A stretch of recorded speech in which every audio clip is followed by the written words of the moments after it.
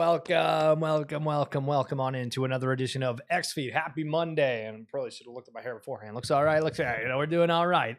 So today we're going to go over your typical news, but it's going to have a little bit of a pinch of FUD amongst it, fear, uncertainty, and doubt. I think that we have collectively a very peculiar spot within the markets where we've basically been pitched this entire past several months of there's going to be mass adoption, there's going to be this excitement, there's going to be this, that, and the other thing. And to a point, it's happened for certain collections. To a point, it's not happened for other ones. The things that we thought have been completely done, gone, buried, and went away. Well, apparently people still care about certain components of that, even though I thought collectively the mind share was like, we're not going to touch that. Now, is that about because liquidity is flying a little bit? I don't really know. You know what I mean? I'm going to be totally honest. I don't exactly know. So sit back, relax, and enjoy a little bit of a stream, if you will. So right off the bat here, I saw this tweet from Chance the other day that says, "ETH is dead," in quotes. Said the marketer being paid at $240,000 to market an alt L1. And so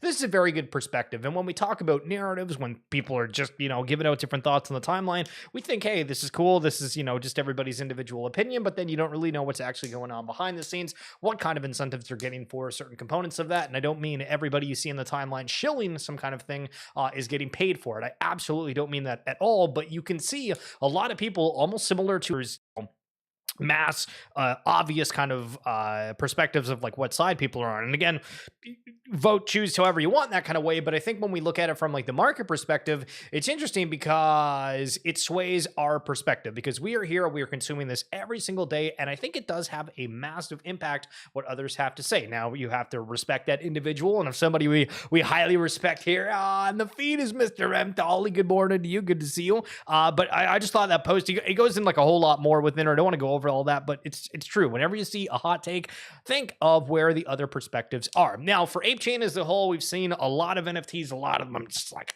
not really a huge fan of, but it's interesting where we have this Calveras on Ape, which I guess is like a skull NFT collection that was minting for like $3. And okay, listen, for anything that's like relatively inexpensive, I'm totally fine with. Absolutely have your horses, but there's some other things that are just like, I'm not necessarily a huge fan of. Where this is, I'm getting mixed up here. Hold on.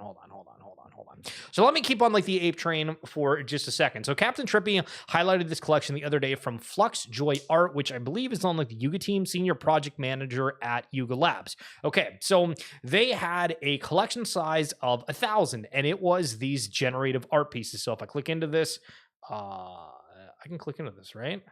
Yeah, so you can just see it's kind of cool, but these things are going for $3,000 already, which is wild, but awesome nonetheless. Now, it's a collection out of 100, so be aware. Typically, it might be like, all right, well, wait, hold on. How does a 10,000 collection go to 3K? Well, it's not. It's 100, and it's somebody that's well-known within the ape space, and it's like, okay, that's cool. But when we go and check out the ape chain, right, and we see these monkeys, which are like absolutely flying right now, or they're at 260 ape, and ape's about $1. So again, $260. Jimmy, $62. Comps, 114. Timmy, $3. These apes on apes, which I don't know why the hell we're going back to just like copying art and throwing on the timeline with a different background. And then people are changing their PFPs and being like, oh, well, look at this. And I think we're not back. I'm going to make a call here. We are not back until we see people selling like grails in terms of the upper echelon of NFTs that are very expensive for like hundreds of these smaller derivative collections. That was one of the things that truly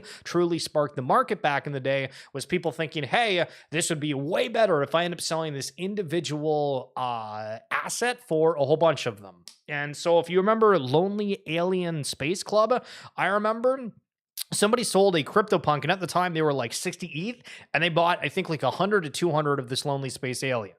And that collection, I don't even know if stuff is happening, to be honest, anymore. But we'll get to more interesting things. But one of the things that I do not like, and RDL, good morning, hope you're doing phenomenal, is, for example, this Jimmy collection comes out. So Jimmy is basically a play off of one of the IPs that is done in the Yuga ecosystem, where when they did the Dookie Dash, there was like Jimmy the Ape. And so, all right, we can maybe argue from like is that stealing IP at all? Well, I mean, like kind of 50-50, but then they basically take like all the traits from the BAYC, but they changed up a little bit. And it's like, okay, so we're still kind of entering this gray territory. And again, you live and let live type deal. But then all of a sudden, as this is gaining traction, they're like, let's launch a secondary collection that's a paid mint. Now, granted, again, small amount of ape. I think it was like 5 to 6 ape. I think there was some airdrops involved with it, but it's just like, guys, you've been out for like 2 days and you're already doing a paid mint to try to strike while the iron is hot. That just comes across as like not great on top of all the other kind of things that I just don't think are phenomenal coming through like Ape Chain right now. There's some things that are really good and some things that are not. So okay, Shell, listen, you're getting a little bit heated there. Well, let's continue the train, baby. And if you guys like that video, Jared, you're an absolute gem. So I've complained a ton about how I don't like in-person events. I say, listen, you end up having to pay like $400 to $500 a ticket. Everyone is just basically shilling you something, which is fine. You go to the event, you want to learn about different things within the blockchain space.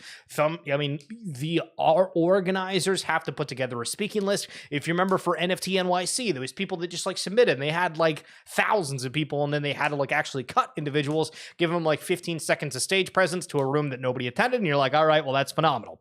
So then I'm going back and I'm going through my following list, right? And so this is actually reminding me of a second ago. So one of the collections, this is side note, let me go back to me for a second. One of the side collections that I've seen on Ape Chain that came out, when I was going through my following list, I was like, why am I following this? I've never heard of this in my life. They have like 20,000 followers. I check the DMs, and they were a part of another collection that completely folded and went away. And I was like, well, that's weird. So then I'm like scrolling on my timeline a little bit later in the day, and they make this PR announcement saying, hey, we bought this account from somebody. We didn't know that was a bad thing beforehand. Sorry. And I'm like, okay, so how many other collections are out there of these new things that are launching that have a following? They're literally just other collections that failed, that have rebranded, or other people that have sold their accounts. And I think there is an insane amount of this, because I'm going through my following list. I follow like about 5,000-ish accounts, which is like a lot, right? But you quickly run through and you're like, okay, I remember. It's like, okay, I don't remember that one, don't remember that one, don't remember that one. And you're like, there's some shady shit going on, 100%. So excuse my pivot there for a second, but let's go back to when we were talking about the in-person events. So this Andiame thing. So this is a guy that was one of the co-founders of Ethereum, and he was at one of the blockchain futurist conferences in Toronto. And he gave this huge pitch about this blockchain computer. By providing new hardware infrastructure and principled leadership, Andiame seeks to power a user-controlled internet and assist today's leading decentralized technologies. Okay, sounds totally cool, right? Except for the fact when you go to their page and you look it out, they're Island, they're Canadian, very nice. They haven't posted since 2023. So these are the people that we have out there talking to these different conferences, and we're like, okay, we expect kind of like something to happen with it, and then nothing does. Well, Retro Hunters, this was the thing that I saw shelled on the timeline before, 21,000 followers. I mean, their last post was like a Spaces that had 10,000 impressions, which is, I mean, pretty damn good. But our first revealed, one of one. Are you prepared to compete and earn for one of them? I don't know. This collection just like doesn't even exist anymore. And so it's like super tilting to me to see like all these things that are coming out, and we see things that have massive production quality, things that like actually look legit, and then they've completely stopped. And it's like, where do you exactly put your trust in anything? And Jeremy, good morning, good sir. Hope you're doing phenomenal.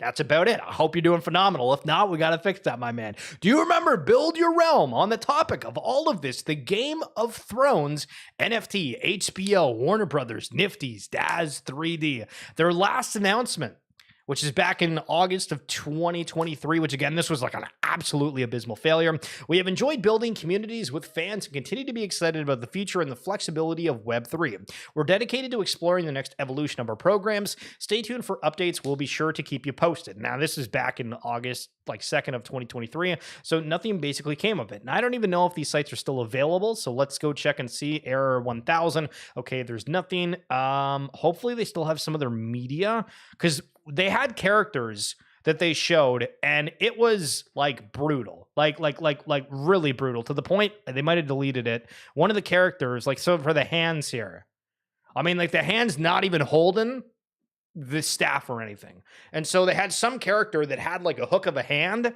And it was just, it was brutal. Like for Game of Thrones, you would think, okay, these guys are going to be absolutely able to nail this. They're going to have everybody under the sun. It's going to be great. Well, basically nothing happened for it. The Forge is open. Is this one open? Nah, the whole thing's on. The whole thing's gone. So we'll see if Game of Thrones ends up coming back into the space overall.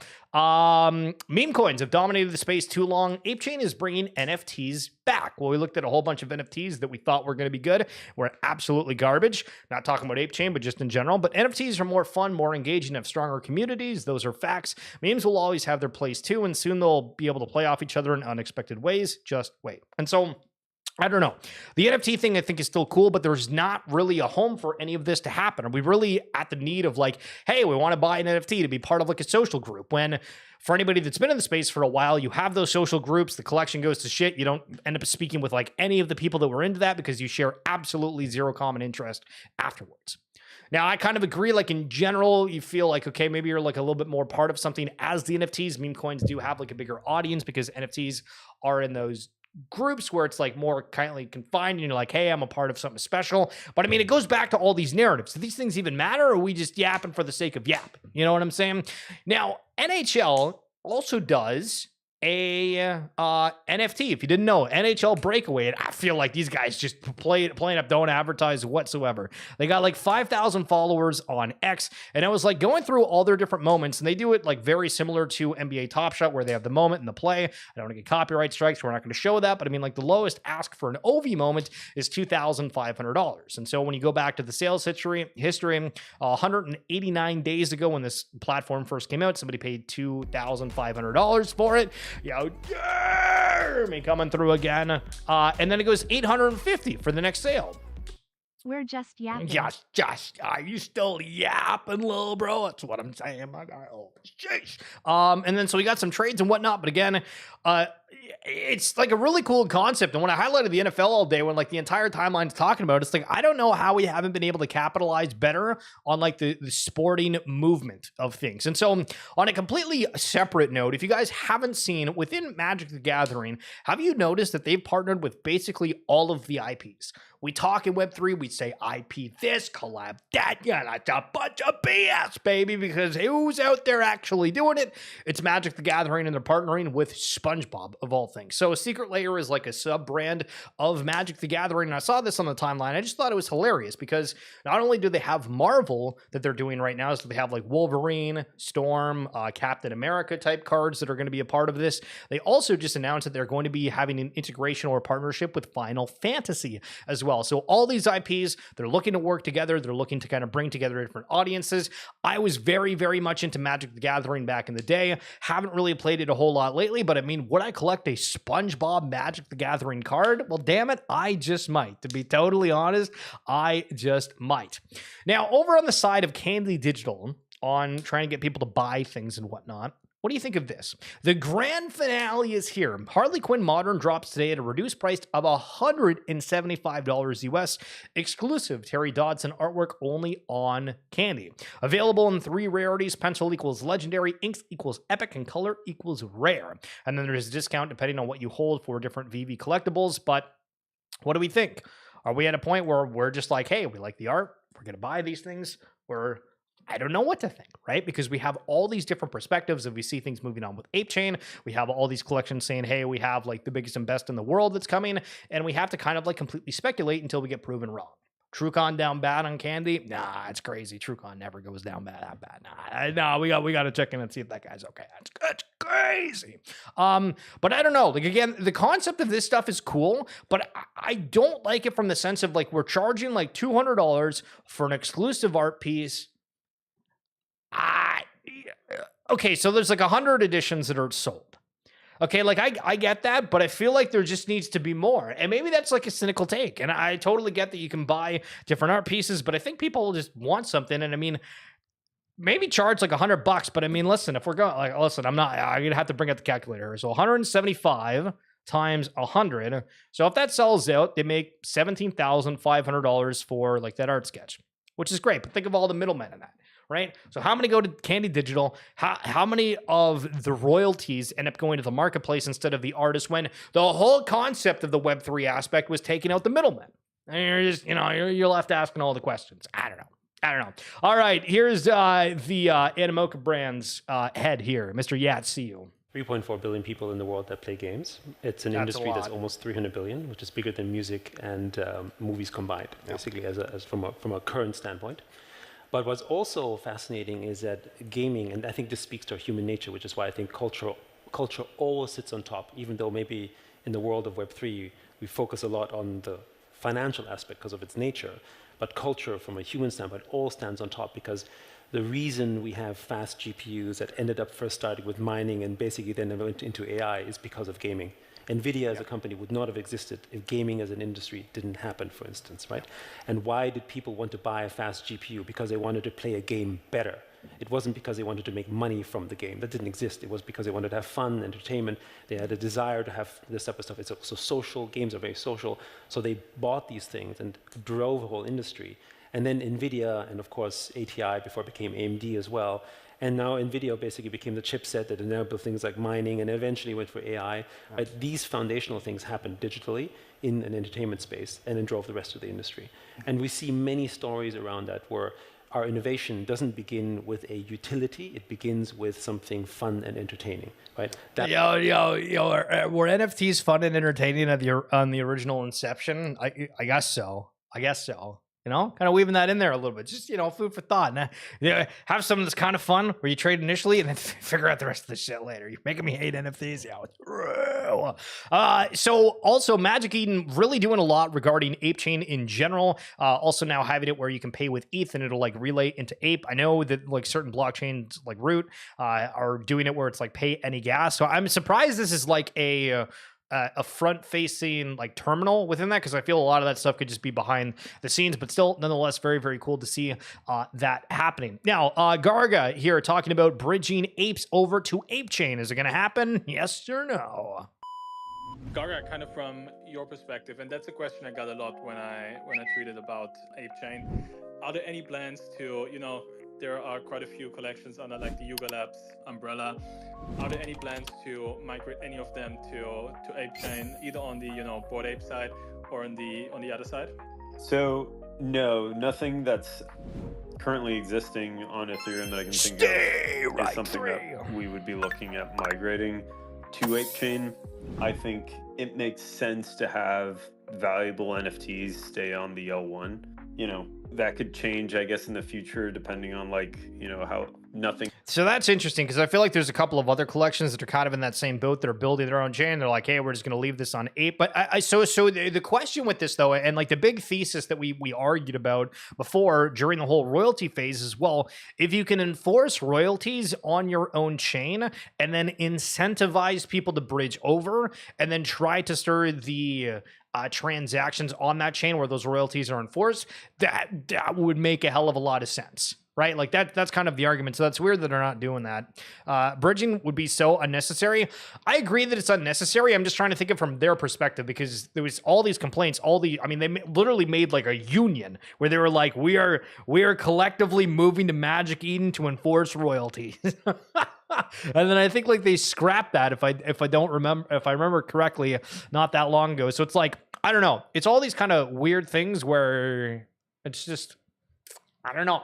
It's weird. What are we supposed to believe with all these freaking narratives? You know what I'm saying? Stable coins are now doing 20x, 20x the transaction volume of PayPal and 2x of Visa. Thank you and good night. So stable coins here, the transaction volume 8.5 trillion. With a 1.1 billion in terms of like the numbers of them. PayPal for the transaction volume in dollars, it's 0.42 trillion, and then number of transactions is 6.6 billion. That's a lot. Oh my goodness. I don't really mess with stablecoins a whole lot, to be totally honest. Like, it's kind of weird. I know everybody talks about that, but I don't. I mean, for anything NFT related, we don't use stablecoins, right? Anytime you've bought an NFT, when was the last time they were like, yeah, pay in stablecoins? It doesn't really happen. I mean, I guess maybe for like NBA Top Shot and stuff where they have like just the dollar value, but again, that's not even really like stable coins, right? Right. So when we talk about real world assets and things on chain, you ever get graded Pokemon cards? This is coming from, I want to say, why am I forgetting the name of it? Oh my, Courtyard. And so Uncle Pennybags saying getting a $15 bid accepted on a $34 card is some next level dopamine feels only TCG collectors would understand. And that's a cool thing with the blockchain, right? Is like I bought those Pokemon cards, been watching the stream for a while, way back when. I haven't touched them at all. And I mean, theoretically, if I just like use that $200 and bought graded cards on chain, probably be happier with it. Could be like, listen, if I wanted to like move them, even if I want to take a little bit of a loss, it's easy as hell to move them. I don't have to ship them, don't have to go out, pay for gas, go to the store, deal with people, dealing with people's, sometimes an issue, sometimes it's phenomenal. It's all over the place, but just shows the different opportunities that are out there. All right, Sam, what's the most inevitable game of 2024? Now, granted, we got like 2 months left in 2024, but Star Atlas, Off the Grid, Forgotten Rooneyverse, and then other comments. So Star Atlas, they continue to have different updates, different graphics, different gameplay tests, different ship shows, I mean, they keep showing stuff, but I feel like generally speaking, the crowd that I've followed on X has not jumped ship to actually try out the game whatsoever. Now, is the game even tryable right now? That's a good question. I remember I was really into collecting Star Atlas posters and whatnot way back in the day. Then I was like, all right, this is just taking forever. I don't know if I have the same, passion for this. Off the Grid, okay. I saw some posts the other day where people were saying that with the new Call of Duty, Off the Grid player numbers have already started to fall. Questions about cheaters, making the game being able to run a little bit better. Obviously, you could just buy like a better computer, but when you're talking about like mass adoption, that's not necessarily possible for things. Forgotten Rooneyverse, I really enjoyed in my first playtest with it, like really enjoyed. I didn't really get into it the second time that it came around. And then I don't know if it's actually live right now, so I don't want to like share any uneducated perspectives, but it was weird. There's kind of like here's a game, stop, here's a game, stop, here's a game. Feels like a little odd. I totally get like the testing and everything. And for like the others, if we check out the comments here, we got one for Sugartown, which is like blocked where I am, Unchained Game. Get somebody voting for Off the Grid. Raven Quest, that one was a really big game that was highlighted not too long ago, but I haven't seen too much on my timeline for it. But I mean, I don't know. Are these games going to bring us to Valhalla in 2024? Off the Grid really did start a lot of speculation. But as I was concerned about, and I said the first few days that it happened, is that traction going to stick? And it feels like it's starting to dwindle just a little bit. Close to 1.5 million in Ape Chain NFTs already traded on Magic Eden in a couple days. And the pipeline of mints we have coming up is looking good. I just find it weird that all of a sudden we have like virtually nothing. We have Ape Fest that is cool, but then all of a sudden all the talks about Ape Chain, there's like 605 NFTs getting launched, and you're like, I don't remember anybody talking about being ready to launch an NFT, like at all. What? Guys, what's going on? How did all this come out of absolutely nowhere? That is the question.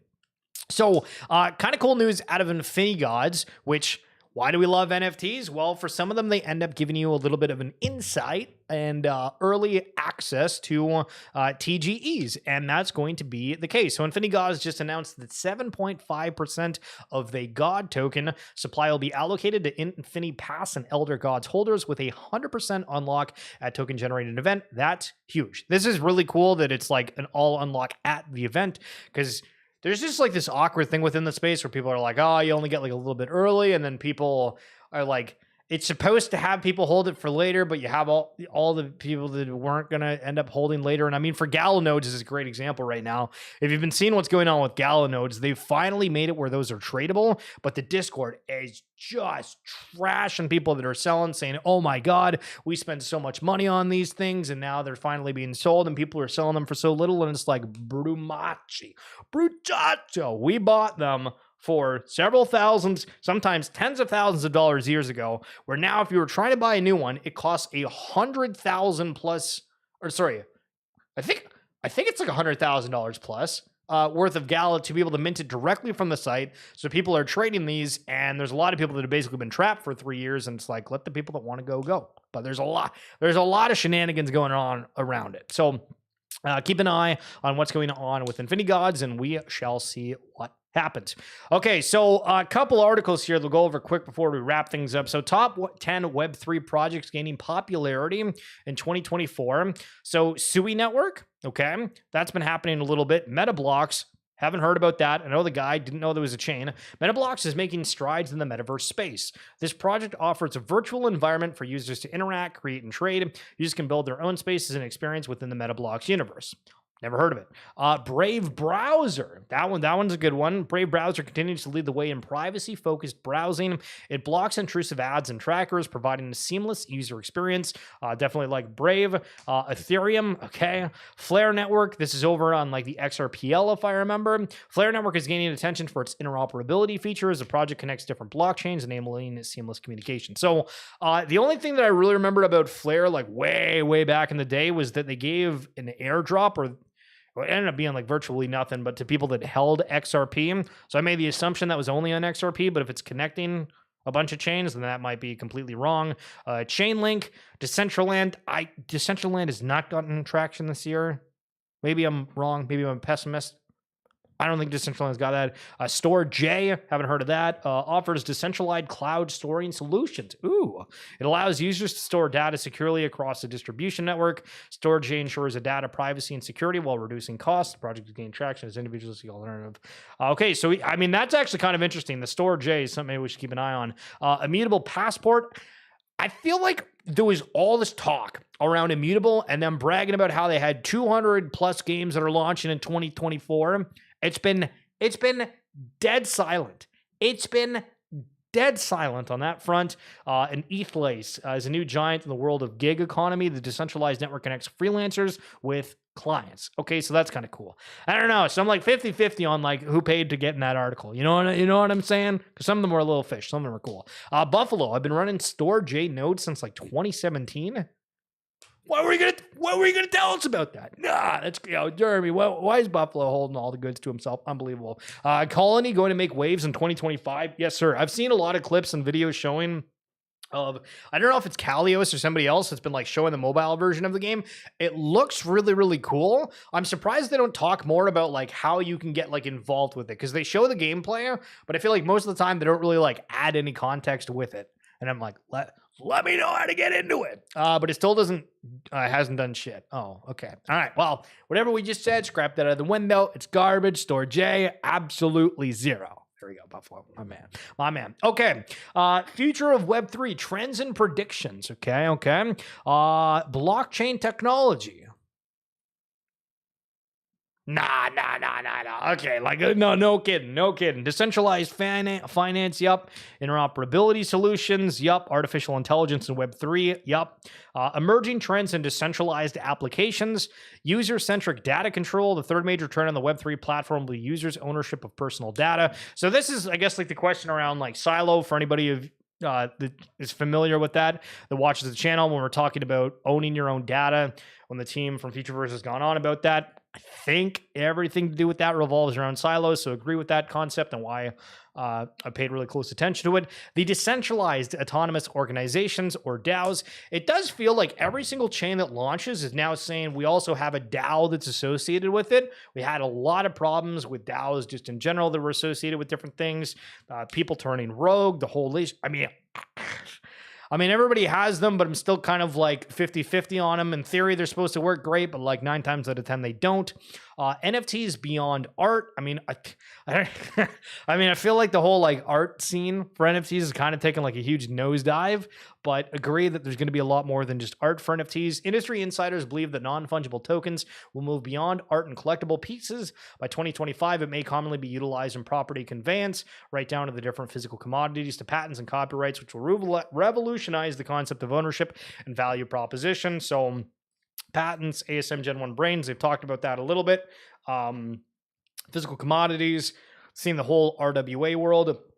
If you're interested in learning more about RWAs, we do the RWA segments podcast. Check the link in the description below in the YouTube video or on my X profile. Talk with a bunch of brainiacs for that. Enhanced gaming experiences. Yes. The GameFi sector, which is the integration of gaming and finance through the use of blockchain, is set to grow. Play-to-earn mechanisms will enable players, and they will be paid real money for their contribution to games, which shifts the focus of the gaming industry. And it's funny because all this stuff is like basically because like selling your account, selling items in like real world is like against terms of service for all these games. I mean, if they just like didn't have that, I mean... Sign an e-transfer, go to PayPal, one of those, any of those kind of things. Predictions for mainstream adoption, increased engagement from businesses. Well, I mean, it goes back to like those game studios and whatnot. If they're able to have a huge chunk of a network, get fees that are off of that, totally makes sense. Education and training. Sure, but how? As Web3 is a relatively new concept, people are going to need lessons about it. More curriculum regarding principles of blockchain, and decentralized systems should be expected to equip the next generation for this new order. Okay, a little bit unsure about that initially, but actually really like that take and agree. And if you remember CZ from Binance, his big thing was wanting to focus on education as well. Government regulations. As Web3 is becoming popular, the governments will develop structures to work towards establishing standards for operation of Web3. However, it may pose some difficulties. At the same time, well-defined rules may increase the credibility of such systems and facilitate its spread. Just reading this, I don't know why. It makes me think of like, well, what if like the government launches like a specific chain, right? Like we have all these different chains that we use, but what if there's one that's like regulated specifically, where like anything on that chain is clear? Anybody know how to blockchain? True. We got all videos with the founder on that one. Could be a part of it.